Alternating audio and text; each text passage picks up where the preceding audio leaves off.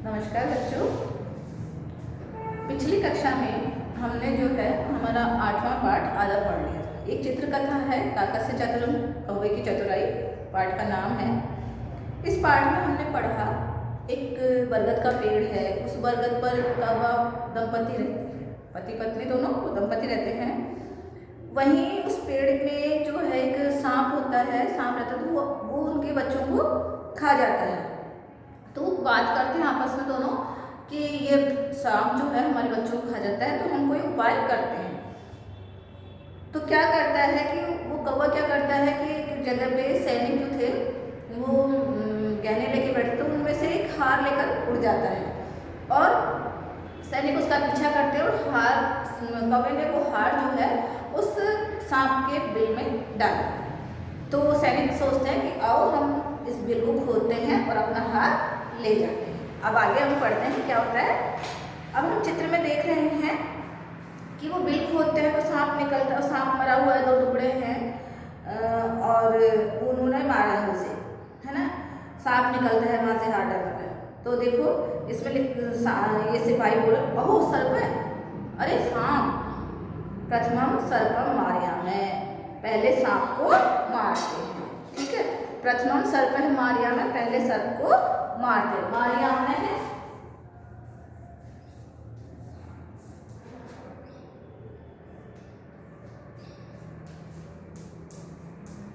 मारते हैं।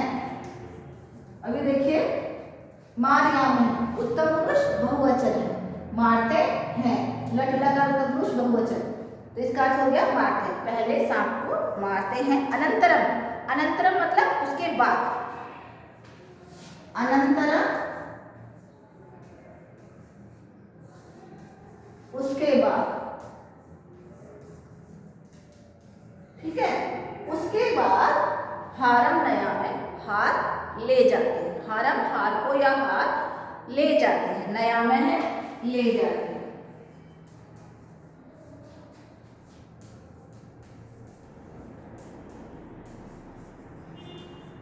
ठीक है, ये भी उत्तम पुरुष बहुवचन का रूप है लट लकार में।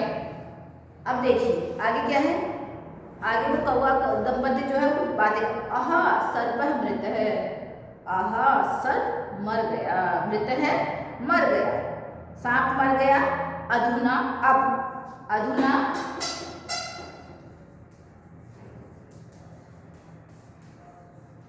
अब,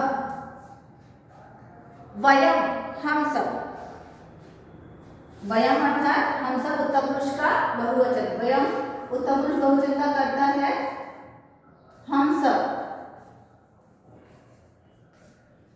अधुना वयम, अब हम सब, सुखेन वसामः, सुख से रहते हैं, वसामः रहते हैं, वो उत्तम पुरुष का बहुवचन क्रिया गई है। सुखेन सुख से, ये है तृतीय विभक्ति एक वचन, है ना। जब हमने पुल्लिंग शब्द रूप किए हैं, शब्द रूप जब हम करते हैं अकारक शब्दों का, सुखेन तृतीय विभक्ति एक वचन, इसका अर्थ होता है सुख से, सुख से रहते हैं। तो इस प्रकार हमारी कथा जो है, कहानी जो है पूरी हो गई है और उम्मीद भी है मुझे कि आप लोगों को अच्छे से समझ में आ गई होगी।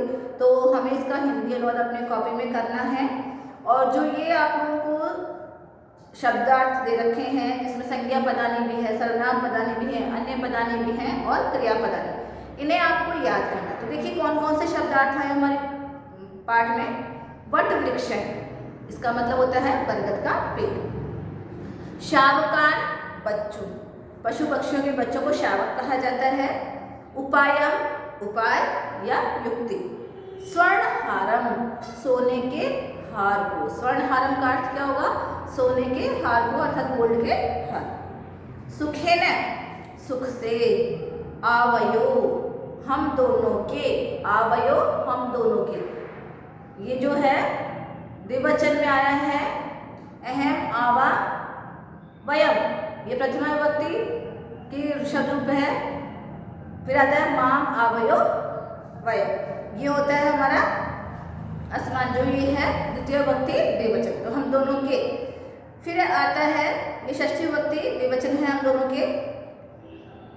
फिर आता है तत्र, तत्र मतलब वहाँ, कंचित कुछ, अनंतरम इसके पश्चात, अधुना अब, नयति ले जाता है, अनुगच्छामः है पीछे जाते हैं, क्षिपति फेंकता है, मारयामः है मारते हैं, मृत है मर गया, वसामः रह गए।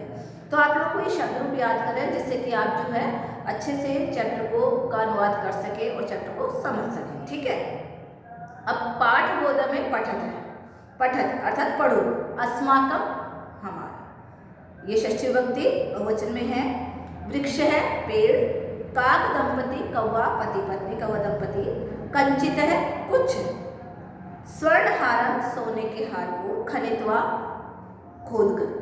तो आप लोगों को ये शब्द जो है बोलने की प्रैक्टिस करनी है, अभ्यास करना है इनका। दूसरा हमारा इसमें पाठ बोध में प्रश्न है, विकल्पेभ्य उचितम उत्तरम चित्वा रिक्त स्थानानि पूरयतु। विकल्पों में से उचित शब्द को चुनकर, उचित उत्तर को चुनकर रिक्त स्थान भरिए। तो हमें जो है प्रश्न पूछे गए हैं और उसके 3 ऑप्शन, उत्तर के जो है 3 ऑप्शन हमें दिए गए हैं, उन तीनों में से कोई एक ऑप्शन सही है, वो हमें सही उत्तर जो है वो ढूंढना है, और यहाँ जो रिक्त स्थान हमें दे रखा है, वहाँ ब्लैंक जो दे रखा है, हमें वहाँ पर उसे लिखना है।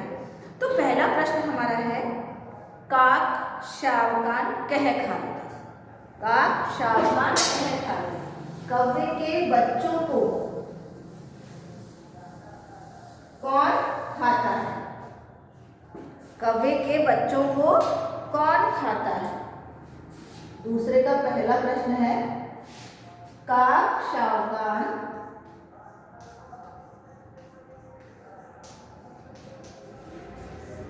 कह खाती।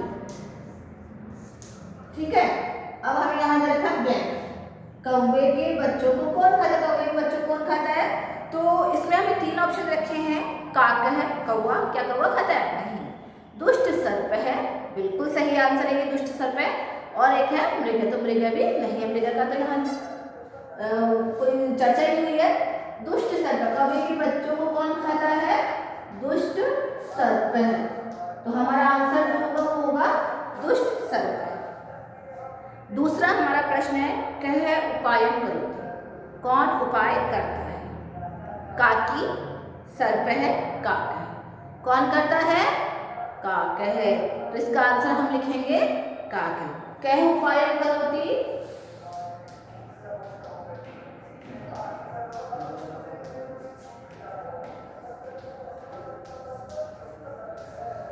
और इसका आंसर होगा काक है। ठीक है, लेकिन आप लोग को जो प्रश्न उत्तर के फॉर्म में कॉपी में करना है, ये हमारा हो गया प्रश्न और ये हमारा हो गया उत्तर। ठीक है, और यहाँ पर भी हम जो है आंसर इन वन वर्ड जो होगा एक पद उत्तर में, यहाँ पर इसका उत्तर लिखेंगे काक है। ठीक है, अब जो है तीसरा प्रश्न है, काक है कम नयति, कौवा किसको ले जाता है, काक है कम नयति, कौवा किसको ले जाता है, काक है।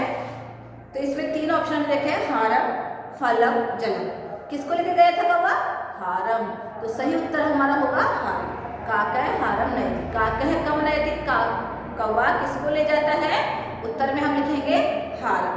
ठीक है, चौथा प्रश्न है हमारा, कह मृत, कौन मर गया, कौन मर गया, काक है कौवा मरा, काकी कौवी मरी नहीं, कौन, सर्प है, कह मृत है सर्प है, तो इसका आंसर चौथे का आंसर होगा हमारा सर्प है। तो इस प्रकार ये प्रश्न उत्तर पूरे हो गए और ये आपको कॉपी में करने हैं। ठीक, अब व्याकरण बोध आ जाता है हमारा, व्याकरण बोध के जो प्रश्न उत्तर है वो देखते हैं हम कैसे करने हैं।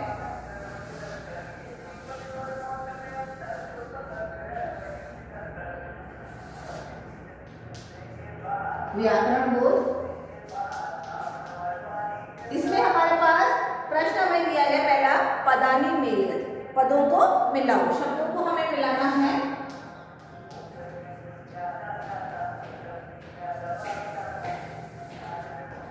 पदानि मेलयत, तो इसमें देखिए हमें यहाँ पर दे रखा है बट है, स्वर्णिम है, स्वर्णिम। फिर हमने रखा है दुष्ट है, उसके बाद है कृष्ण है, उसके बाद है श्वेत है, फिर है हमारा रक्तम। यहां पर हमें रखे हैं सर्प है, काक है,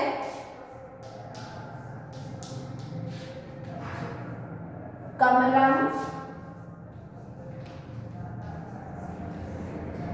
फिर रखा हमें वृक्ष है, फिर दे रखा हमें हारम, उसके बाद हमें रखा है हंस है। ठीक है, अब हमें ये सही विशेषण के साथ इन्हें मिलाना है। ठीक है, वट है वृक्ष, बरगद का पेड़ वट वृक्ष है। ठीक है, स्वर्णिम है हारम, सोने का हार। फिर है हमारे पास दुष्ट है, दुष्ट है सर्प है, दुष्ट किसके लिए आया था? सर्प के लिए। फिर कृष्ण है, कृष्ण है काक है। ठीक है, काला कौवा, बट कुछ स्वर्णिम है सोने का सुनहरा, दुष्ट है दुष्ट, कृष्ण है काला, श्वेत है सफेद, श्वेत है हंस, हंस कैसा होता है? सफेद होता है। ठीक है, रक्तम लाल, लाल क्या होता है? कमल, रक्तम कमलम। तो इस प्रकार जो है हम इन शब्दों को मिला देंगे। ठीक, उसके बाद आता है हमारा वर्ण संयोजन ग्रुप, वर्णों को मिलाओ।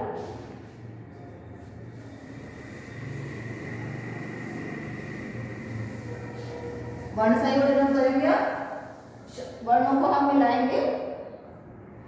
तो इसमें देखिए हमें रखा है पहला वर्ण संयोजन में वो पे हलत है ऋषि, री, क, श और अ।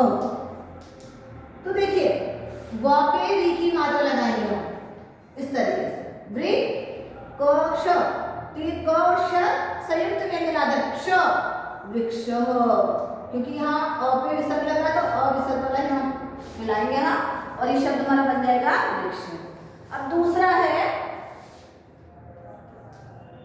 स, धन अ, धन र, धन प, धन अ, और ये हमारा शब्द बनेगा स में अ मिला दिया स, रा पे देखिए हलंत है, इसके बाद कोई अ नहीं है तो ये ऊपर जाएगा और प, सर्प। ठीक है, तो ये शब्द हमारा बन गया सर्प है। फिर हमारा थर्ड पे है श, धन अ, आ, श धन आ, धन व, धन अ, धन प, धन आ, धन न, न पे हलंत इसके बाद अ नहीं, तो देखिए हमने श में क्या मिलाया? आ, तो ये बन गया शा। फिर हमने व में अ मिला दिया, व लिख दिया, क में आ मिला दिया, का लिख दिया और ये न, तो शब्द हमारा बन गया शावक। ठीक है, आगे देखिए आगे क्या है, ये सबने कर लिया और सबको आता भी होगा अच्छे से।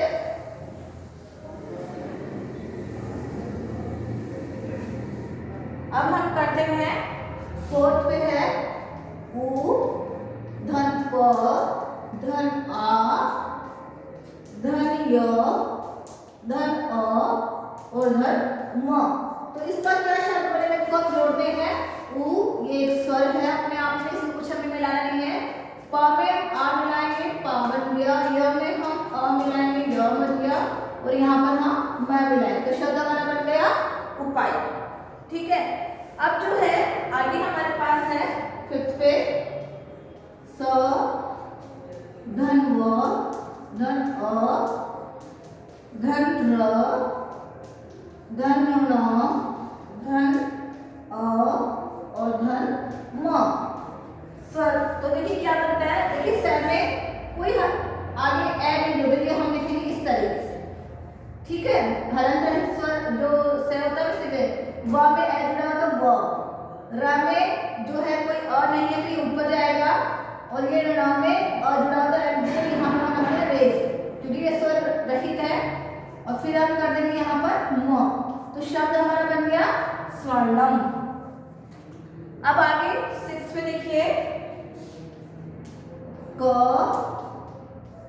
धन अ धन य धन च धन ई धन त, तो ये क्या बनेगा, क में ए जोड़ा क बन गया, न न्य या गया न, च में छोटी की मात्रा जुड़ी हुई है तो हमने ये इस तरीके से लगाया, और ये त कंचित अर्थात कुछ।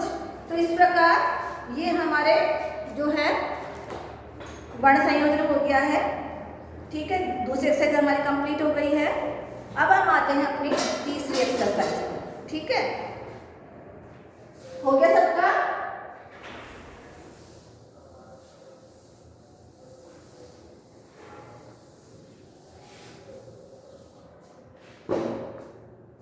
आगे थर्ड हमारा क्वेश्चन है, बहुवचने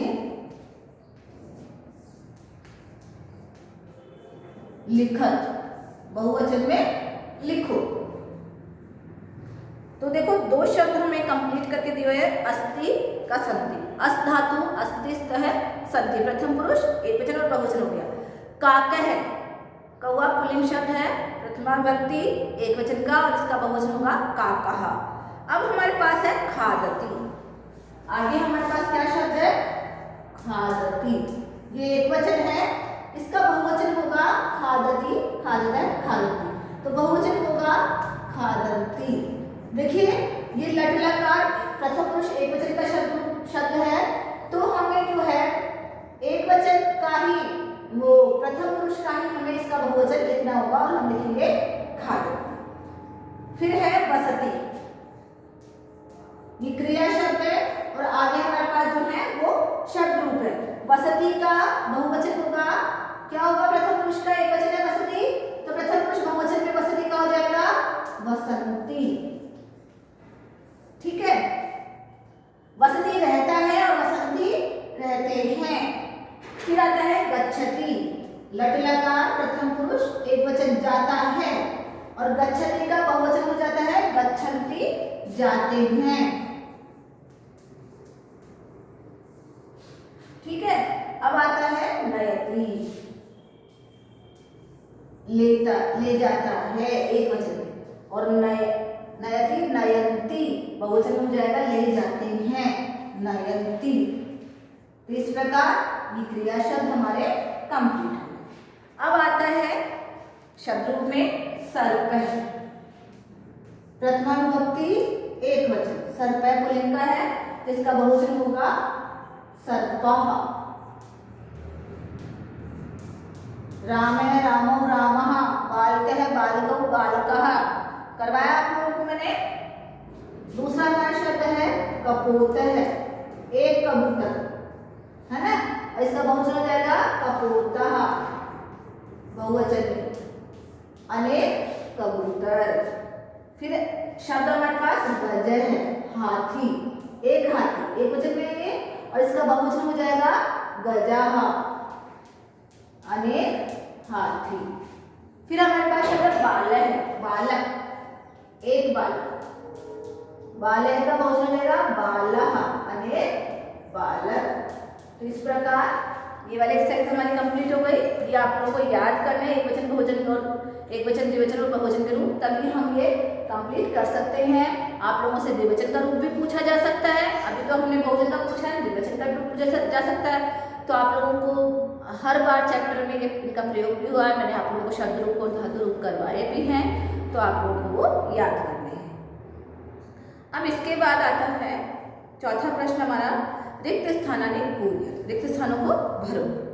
तो देखिए इसमें एक वचनम द्विवचन और बहुवचन, ये एक वचन द्विवचन और बहुवचन के शब्द जो है हमें भरने हैं।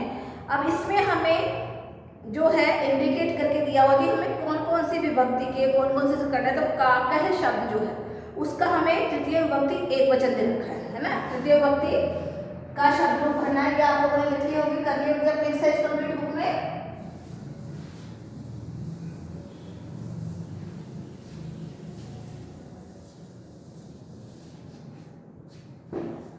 देखिए तृतीय विभक्ति का शब्द है, इसको हमने एक वचनम, द्विवचनम और बहुवचनम ये हमें करवा दे रखा है। अब इसमें हमें बीच में ब्लैंक दे रखे हैं, कोई कोई शब्द हमें दे रखा है, उनके हिसाब से हमें ब्लैंक्स जो है रिक्त स्थान में उनमें हमें भरना है। तो ये हमें इसका एक वचन दे दिया है काके। अब इसका द्विवचन क्या होगा, क्या होगा इसका वचन, काकाभ्याम, बालाभ्याम होता है ना, क्या क्या होता है, रामे रामाभ्याम रामे, तो यहाँ पर हो जाएगा काकाभ्याम। द्विवचन में क्या हो जाएगा, काकाभ्याम, और बहुवचन में होगा काकई। काके कौवे ने, कौवे से, एक कौवे से, काकाभ्याम दो कौवों से, और काकई अनेक कौवों से। फिर दूसरा शब्द हमारे पास है हार, इसकी हमें षष्ठी विभक्ति लिखनी है।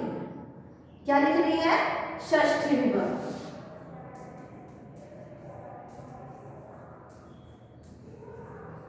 तो इसका हमें द्विवचन का रूप रखा है, एक वचन और बहुवचन का हमें खुद से भरना है। तो हारस्य एक वचन में आता है हारस्य, द्विवचन हमें दे रखा है हारयो, और बहुवचन में रहेगा हाराणाम। हार का, हारयो दो हारों का, और हाराणा अनेक हारों का, ठीक है। फिर आगे हमारे पास शब्द है सर्पण, जिसका हमें द्वितीय विभक्ति करनी है। फिर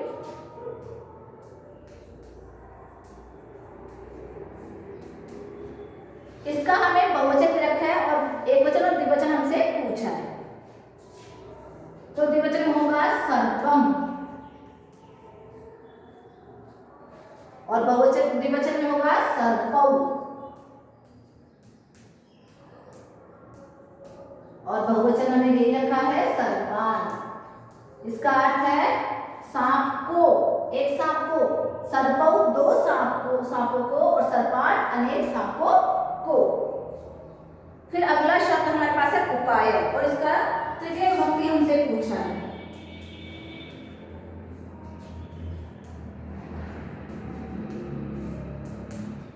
इसमें हमें बहुवचन दे रखा है, और प्रथमा और द्वितीय विभक्ति हमें खुद से भरनी है।